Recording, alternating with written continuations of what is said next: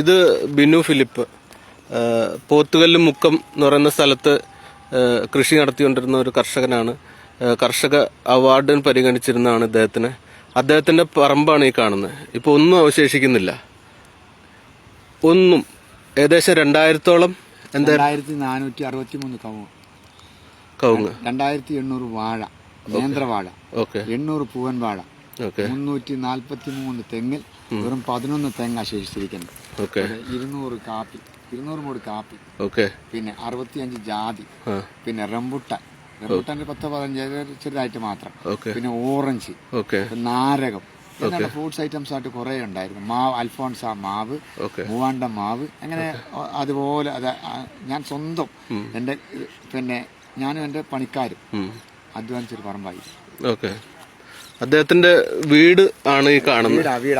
കാണുന്നതാണ് വീട്. ആ കാണുന്ന വീടിന്റെ ഒന്നും ഇപ്പൊ ബാക്കിയില്ല. പിന്നെ 2 പശുക്കള്, അദ്ദേഹത്തിന്റെ പശുക്കളും, ആട്, കോഴി. ഗ്ലാസ് കാണുന്ന മിക്സിയുടെ ഒരു അവശിഷ്ടം മാത്രമുണ്ട്. മിക്സിയുടെ അവശിഷ്ടമാണ് ഈ കിടക്കുന്നത്. വീടിന്റെ ബാക്കി ആണ് ഈ കാണുന്നത്. അദ്ദേഹത്തിന്റെ വീടായിരുന്നു ഇവിടെ നിന്നിരുന്നത്. മദറിന്റെ മാല പണയം വെച്ച് 86,000 രൂപ ഇതിനുള്ളിരിപ്പുണ്ടായിരുന്നു. അതൊക്കെ വലിച്ചു പോയി. പണയം വെച്ച് 86,000 രൂപ ഇതിനകത്ത് ഉണ്ടായിരുന്നു. മാല പണയം വെച്ച്, മദറിന്റെ മാല പണയം വെച്ച്, വളത്തിന് പൈസ കൊടുക്കാൻ വേണ്ടി. എത്രയും പെട്ടെന്ന് അധികാരികളുടെ ശ്രദ്ധയിൽ ഇത് വരണം. ഇദ്ദേഹത്തിന് നൽകാവുന്ന ഹെൽപ്പ് നിങ്ങൾ എല്ലാവരും ഒന്ന് ഷെയർ ചെയ്യുക.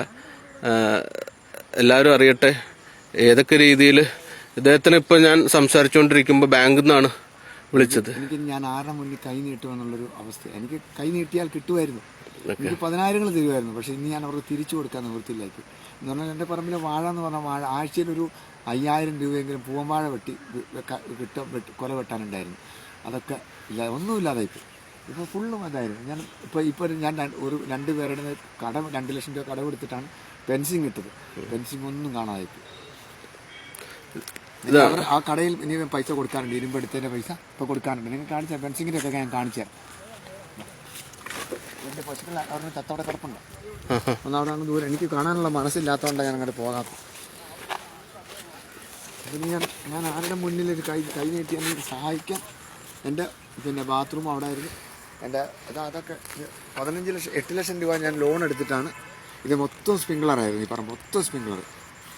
നിങ്ങൾക്ക് അതിനൊക്കെ വേണമെങ്കിൽ കാണിച്ചു തരാം. ഇങ്ങോട്ട് വാ, എല്ലാം കാണിച്ചു.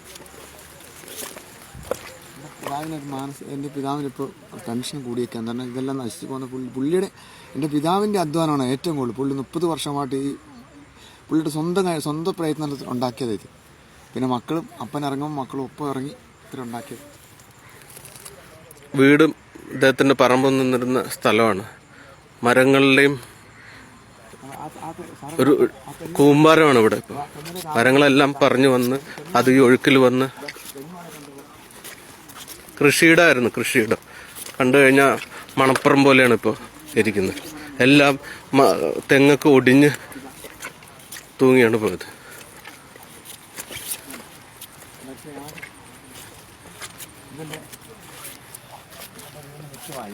ഇവിടെ എൻ്റെ 2 പട്ടികളുണ്ടായിരുന്നു. അതിലൊരു പട്ടിയും കാണാതെ പോയിട്ടുണ്ട്.